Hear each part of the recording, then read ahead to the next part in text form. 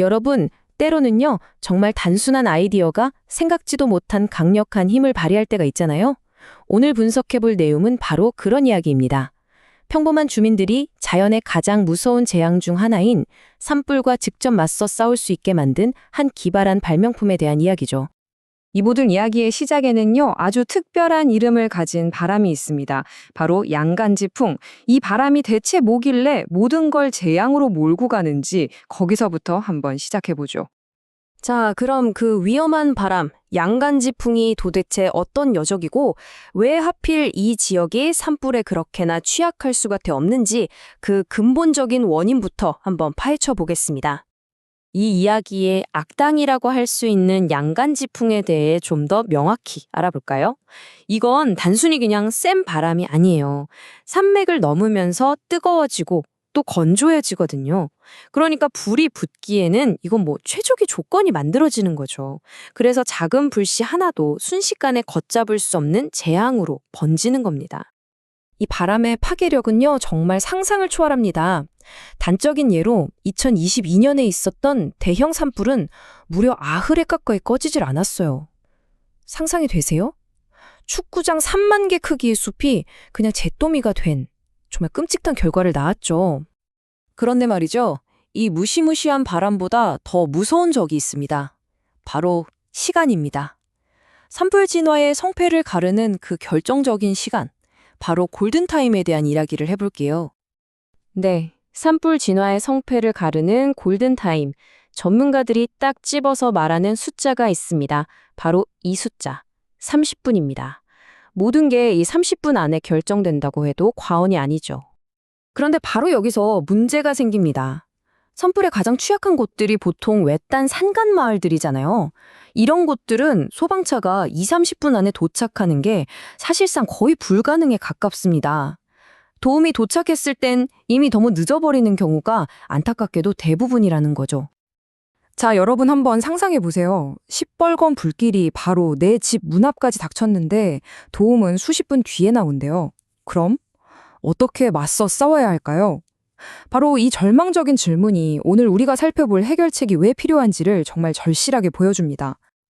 네, 그 절망적인 질문에 대한 답. 드디어 한 가지 혁신적인 해결책이 등장합니다. 바로 이겁니다. 비상소화 장치.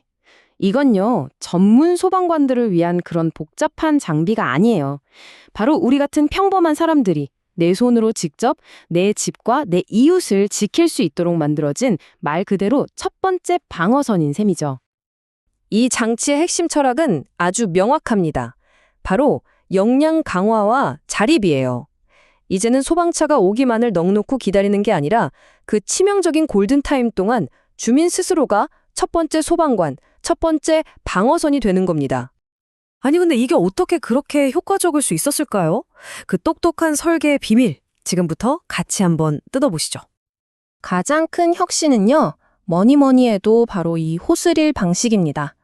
기존 소방호스 써보신 분은 아시겠지만 엄청 무겁고 잘 엉키잖아요. 그래서 혼자서는 절대 못 쓰고 여러 명이 붙어야 했거든요. 근데 이건 우리가 보통 쓰는 정원 호스처럼 그냥 혼자서도 꼬인 걱정 없이 쭉 끌고 갈 수 있게 설계된 거예요. 정말 큰 차이죠. 안을 들여다보면요, 구조가 놀라울 정도로 단순해요. 필요한 모든 게 이미 다 연결돼서 완벽하게 세팅되어 있는 거죠. 그러니까 위급한 순간에 이걸 어떻게 해야 하지? 고민할 필요가 전혀 없는 거예요. 그냥 열고, 당기고, 쏘면 끝! 정말 직관적이죠. 그리고 이 슬라이딩 방식, 이건 정말 신의 한 수라고 할 수 있습니다. 무거운 호스릴 전체를 막 낑낑대면서 들 필요가 없고요. 그냥 앞으로 쭉 당기기만 하면 되거든요.